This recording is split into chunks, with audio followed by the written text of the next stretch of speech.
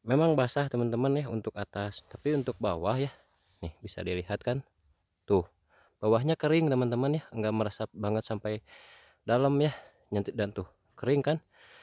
Tuh malahan itu ada yang tinggi banget teman-teman ya, umur 1 bulan ya, itu ini bongsor gitu. Bagus metodenya Mas Udin.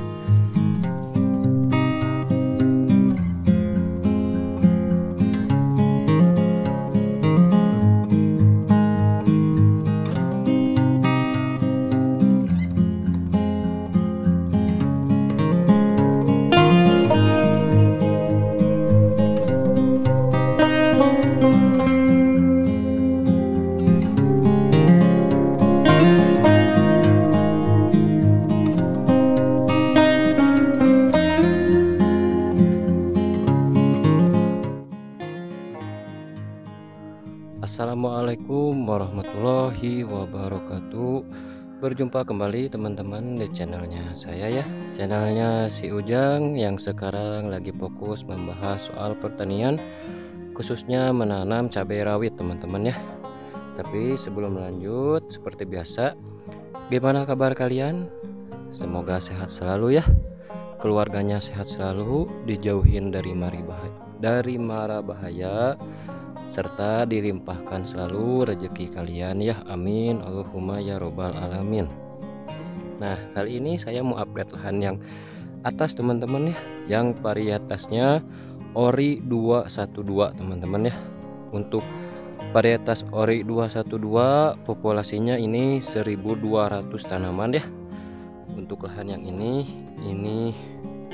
itu sama ya, itu aja ya. Karena untuk yang paling bawah sana itu varietasnya langgeng 58. Nah, seperti biasa sebelum lanjut kita keliling-keliling dulu untuk melihat kondisi tanaman teman-teman ya. Nah, seperti ini tanamannya ya. Ini tanggal 24 Maret ya teman-teman sekarang itu. Ini saya udah bawa ya buku jadwal ya. Nah, ini ya barusan udah saya contreng. Ini tanggal 24 Maret pemberian NPK kembali teman-teman di umur 30 hari setelah pindah tanam ya. Setelah waktu itu saya memberikan pupuk NPK pertama kali di umur 22 HST ya. Harusnya 14 Maret karena waktu itu molor 2 hari, jadi saya melakukannya di 16 Maret di umur 22 HST ya. Nah, sekarang kan ini 24 Maret, umurnya 30 HST, jadi seselang 8 hari ya setelah pemberian NPK pertama.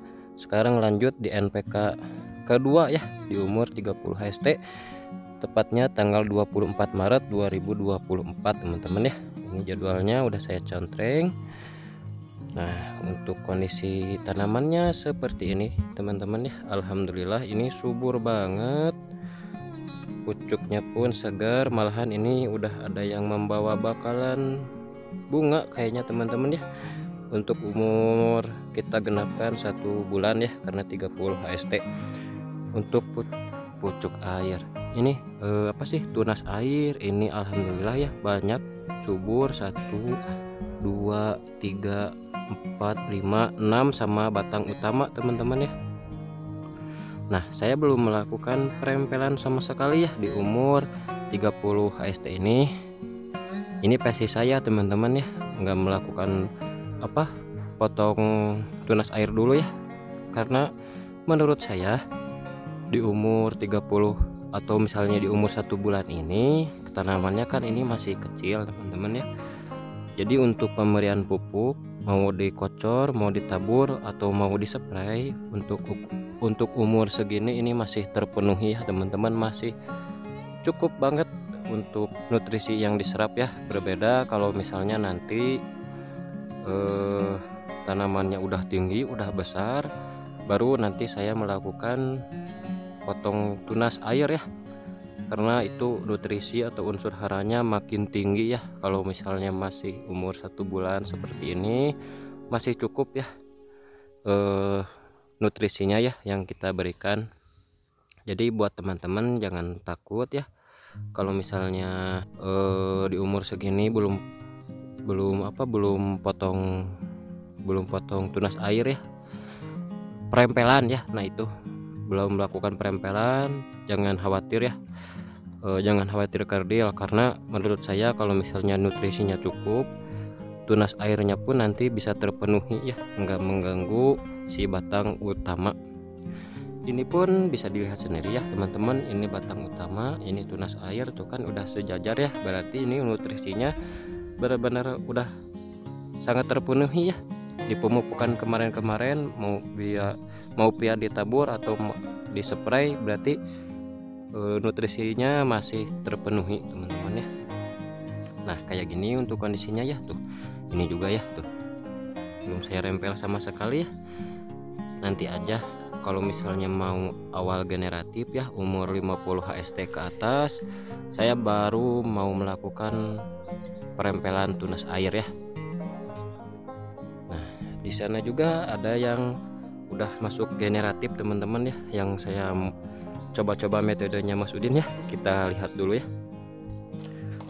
Nah ini teman-teman ya, yang saya coba-coba metodenya Mas Udin kayak gini teman-teman ya. Ini saya rempelnya di umur 60 HST lebih malahan ya, 2 bulan lebih saya baru melakukan perempelan nih. Kayak gini teman-teman untuk kondisinya ya tuh, udah berbuah banyak, pembungaan ini terus bermunculan teman-teman ya. Tuh ini lihat ya, bisa teman-teman lihat kan, ini pembungaan banyak.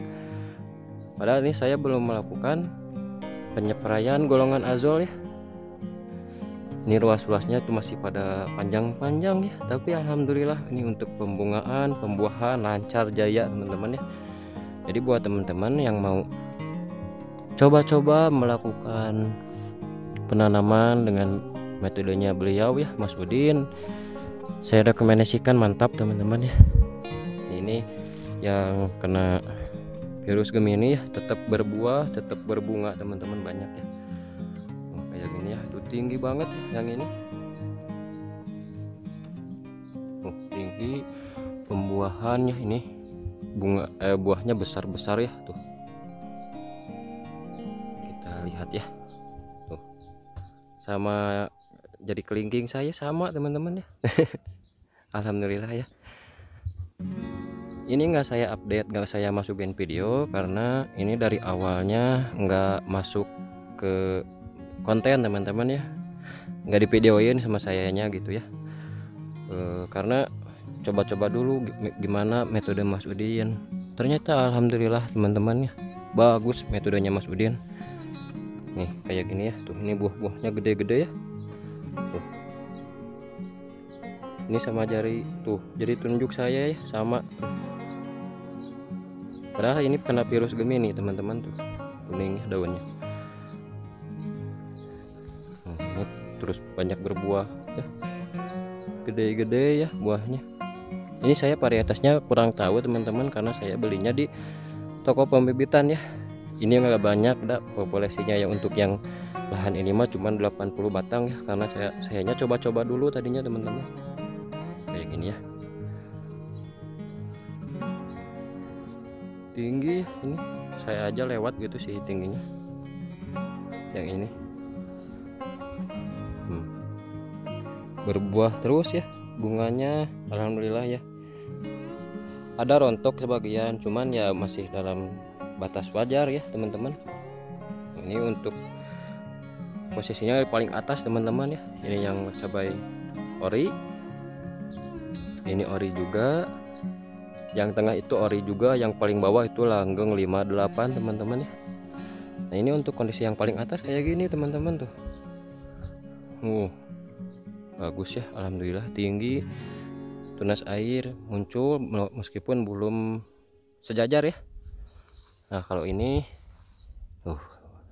udah sejajar ya, kayak gini nih sama ulat ya kemarin-kemarin, tapi sekarang udah tuntas teman-teman ya. Tuh malahan itu ada yang tinggi banget teman-teman ya, umur 1 bulan ya itu, ini bongsor gitu. Kita lihat bahan yang ini ya teman-teman.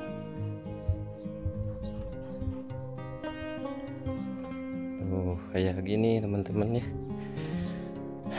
alhamdulillah ya. Tuh pucuknya muncul terus, cuman agak lambat ya, makanya hari ini saya mau memberikan pupuk kembali teman-teman ya.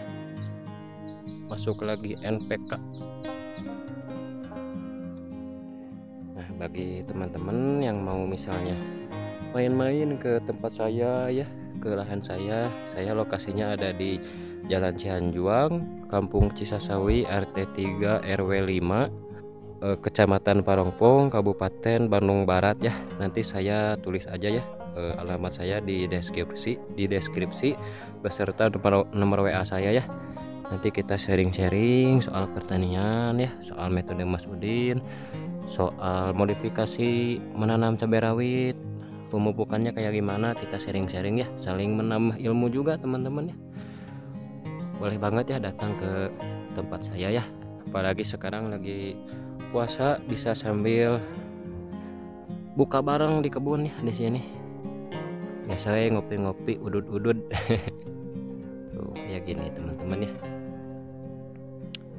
Alhamdulillah ya, bagus banget. Cuman ya banyak yang kena hama keong ya tuh, ampun ya, sayang banget, tapi gak apa-apa lah, kita ambil hikmahnya, tetap semangat ya. Nah, ini untuk pupuk susulan yang sekarang saya pakai teman-teman ya. Nih, yang pertama ini ada NPK 1616 ya teman-teman, dari produknya Merauke ya teman-teman. Yang ini kandungannya 16 ya, 16 untuk nitrogen, 16 untuk fosfat, 16 untuk kalium ya. Kandungannya ini sama rata. Ini saya pakainya yang repack 1 kilo teman-teman. Di tempat saya ini harga yang repack pakai harganya itu 17.000 ya, untuk sekarang 24 Maret 2024 ya. Untuk pupuk yang kedua di sini saya menambahkan pupuk kalsium kembali teman-teman ya. Saya pakai dari Kalha ya, pupuk kalsium plus asam humat.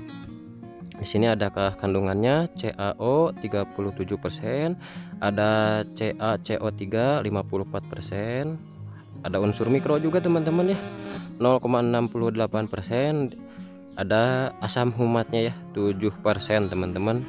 Ampun bentar, kenapa saya pakai tambahin pupuk kalsium ya, biar kayak gini teman-teman ya. Ini mah yang udah saya cobain gitu ya.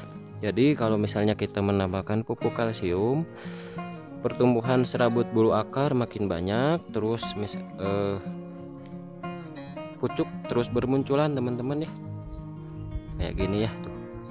Jadi kalau misalnya kita menambahkan kalsium, selain daripada serabut bulu akar bertambah banyak, dinding tanaman bibit cabenya ya ini makin kokoh kuat gitu teman-teman ya. Jadi nggak gampang terkena penyakit juga ya kalau misalnya si batang ini sel-selnya kuat mah. Jadi harapannya seperti itu ya yang saya pakai. Nah, ini untuk manfaat kita mengasih pupuk kalsium teman-teman ya, bisa dibaca sendiri mungkin ya. Ini tuh meningkatkan ketebalan dan kekuatan dinding sel tanaman ya, agar tanaman lebih kokoh dan tidak mudah terdampak serangan hama dan penyakit patogen teman-teman ya. Merangsang perbanyak serabut dan bulu-bulu akar ya tuh. Padahal saya belum baca ya, tapi di sini ada yang berperan penting bagi penyerapan ion-ion atau unsur hara pupuk ya, terutama nitrogen dan fosfat, mencegah, mengatasi ya banyak pokoknya mah ya. Tuh ini tuh mengikat logam-logam berat terlarut pada lahan masam sehingga tanaman terhindar dari keracunan ya. Jadi bisa untuk agak meningkatkan pH tanah juga ya di dalam pulsa ini ya, kalau misalnya kita pakai pupuk kalsium dari Kalha yang mengandung asam humat juga teman-teman ya. Di tempat saya ini untuk harga Kalha pupuk kalsium dari produk MMT ini 30.000 teman-teman ya, untuk kemasan 1 kilo. Nah teman-teman, kita mulai melakukan pencampuran ya. Untuk dosis NPK nya saya masukin 1,5 gelas teman-teman ya, 1,5 gelas gini. Untuk ukuran air 20 liter ya tangki kocornya. Untuk pupuk kalsiumnya saya pakainya 3 sendok makan teman-teman ya, tapi enggak full, 1 sendoknya enggak full ya, Jadi 3 sendok cukup teman-teman untuk 20 liter air ya. Kita mulai melakukan pencampuran teman-teman ya.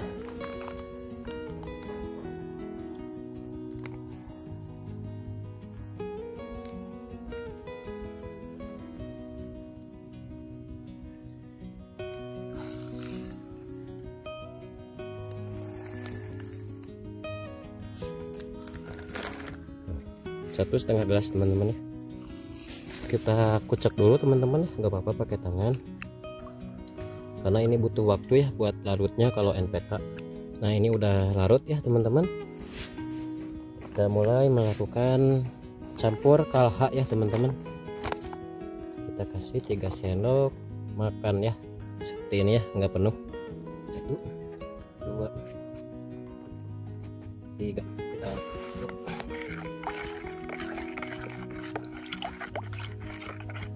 Bismillahirrahmanirrahim.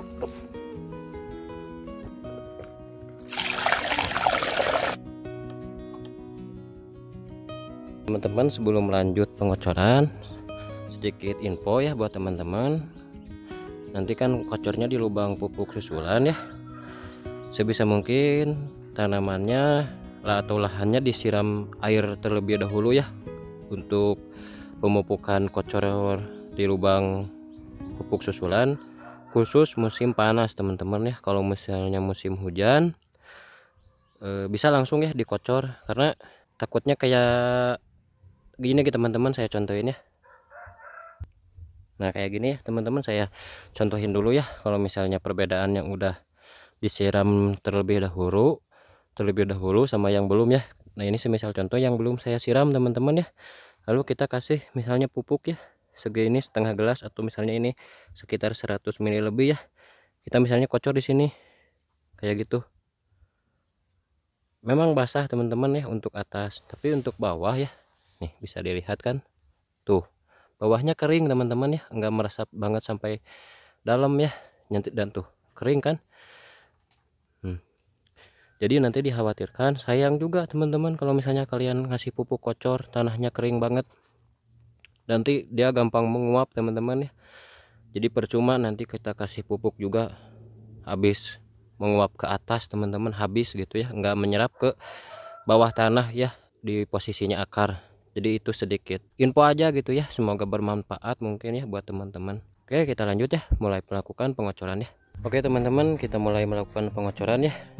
Untuk dosisnya mah 100 sampai 150 ml ya, atau dikira-kira saja, jangan terlalu sedikit, jangan terlalu banyak juga ya. Kita mulai. Bismillahirrahmanirrahim. Allahumma sholli ala sayyidina Muhammad. Bismillahirrahmanirrahim. Kayak gini ya tuh, jadi dia langsung meresap ke bawah ya teman-teman. Kalau misalnya tanahnya basah, nggak diam di atas gitu si air pupuknya ya, nggak membasahi atasnya doang.